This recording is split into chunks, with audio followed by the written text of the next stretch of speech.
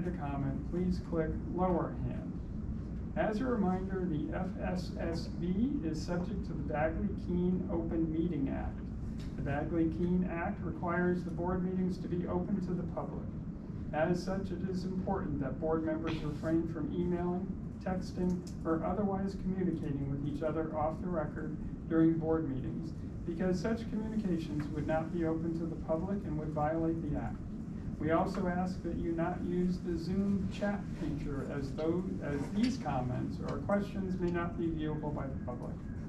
Likewise, the Bagley-Keene Act prohibits what are sometimes referred to as serial meetings. A serial meeting would occur if a majority of the board members emailed, texted, or spoke with each other outside of a public FSSB meeting about matters within the board's purview. Such communications would be impermissible even if done asynchronously. Example, member 1 emails member 2, who emails member 3, etc., etc. Accordingly, we ask that all members refrain from emailing or communicating with each other about board matters outside the confines of a public board meeting.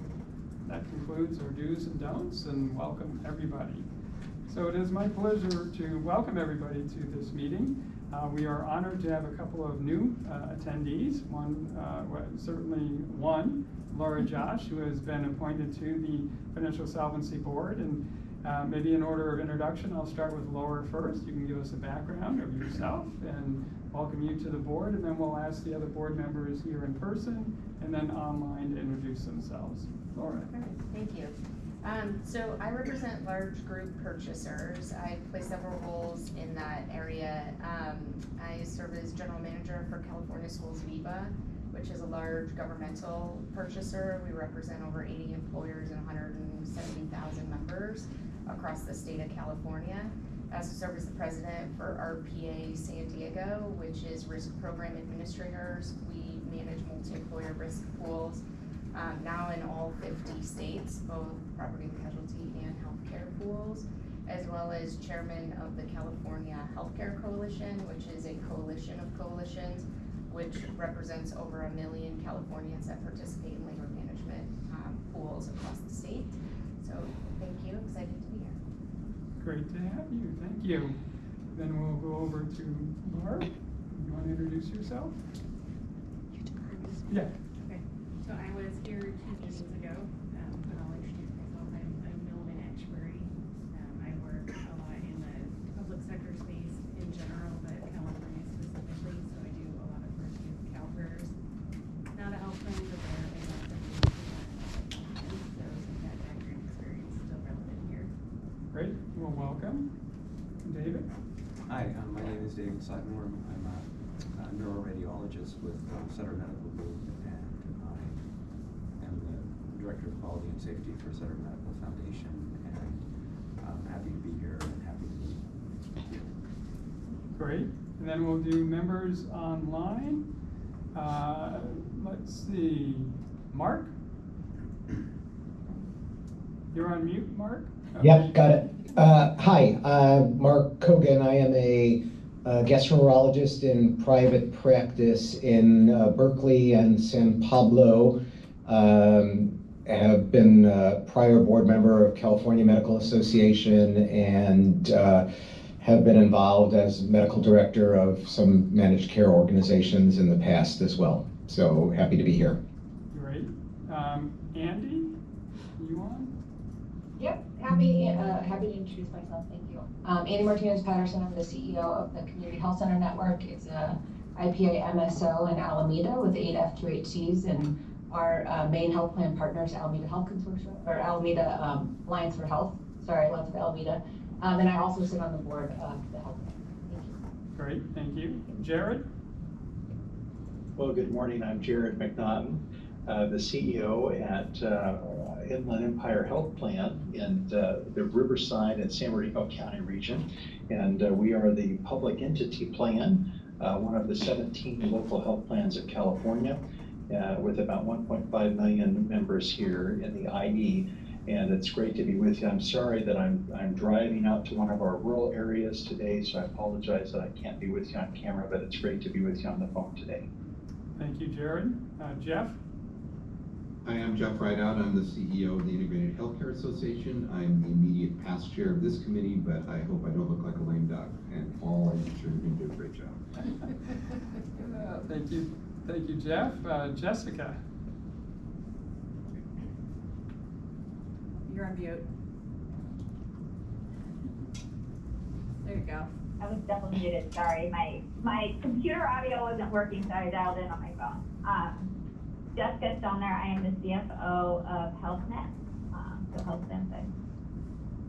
Great, thank you, Jessica. And Katrina. Good morning, everyone. I'm Katrina Walters-White. I'm a regulatory advocate with Health Access California, a consumer healthcare organization. Great, thank you, Katrina. Well, welcome, everybody. All right, next order of business is the review of our meeting transcript from November 12th. Anyone had a chance, in summary, if people had a chance to review that? Any comments from those that were attending last time? Did not have any comments myself. Looked like an accurate summary. Someone want to? Move to approve. Right, very good. Second. Thank you. All in favor? Any against?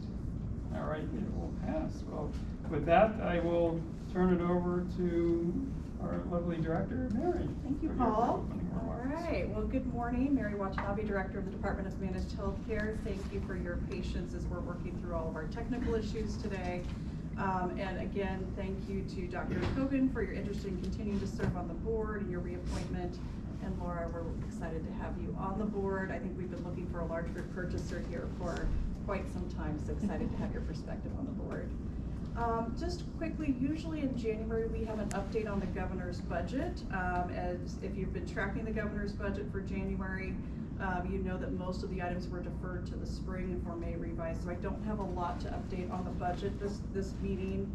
I will just remind the board that we are funded through assessments on health plans. We do not receive any general fund or federal funds.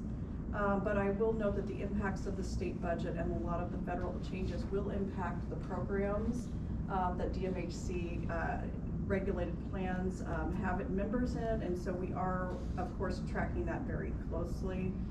One of the things for the board in particular is we will be monitoring the financial impact of these changes, things like the impact to the risk mix, what happens, as Doug will be talking about, to covered California enrollment. All of that will impact the work that we do. So while there's not a direct impact of the state budget or federal funding cuts, it does impact the work that we do. Since the board's role is really to advise us on these matters, this is something we'll be talking a lot about. As I noted, Doug McKeever is here from Covered California.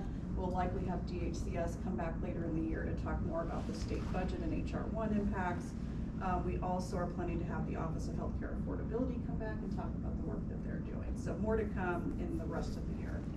I will just note that there's one item in the governor's budget that does impact the DMHC, and it's probably not a topic you thought you'd be talking about today, and that's menopause.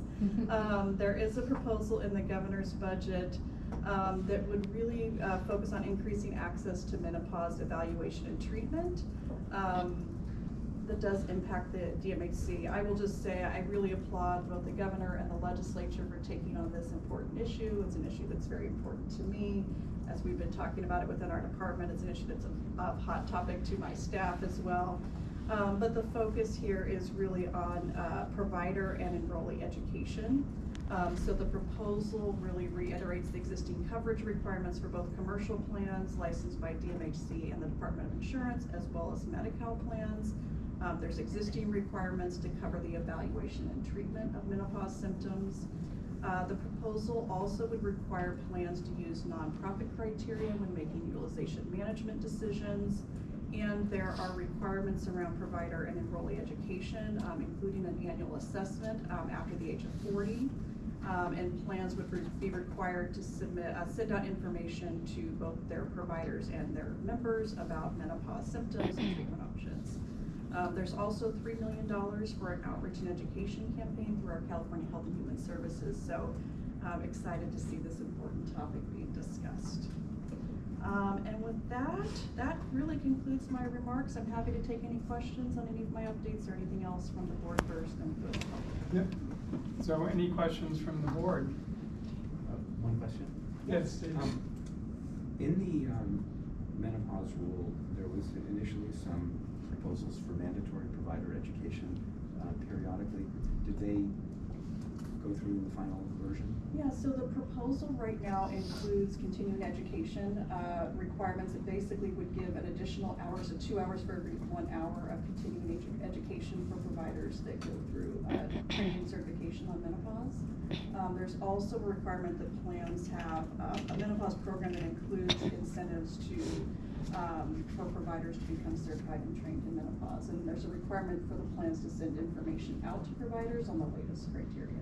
So that is in the governor's proposal. There were 2 bills over the last 2 or 3 years that had different requirements. But yeah, there still is that requirement that if providers go through the menopause training on menopause, they can get essentially double the credits. Okay, and that makes sense. Right, and then just to help our organizations, Solvency we're monitoring, Sure. it sounds like there's going to be communication from the plans as well as education through the professional society. Correct. Okay, thank you. Yes. Other questions from the board? Any raised hands? Mayor, I had a question related to the menopause, which is the thought of the additional cost on the providers to do the screening, because that will obviously trickle down from the plans to the provider organizations to do that screening. Is that all built into, like, when we, I guess it'd be a question for Vishal at OCA with regards to the overall cost trends, thinking about that impact overall? Sure. No, I mean, I think it's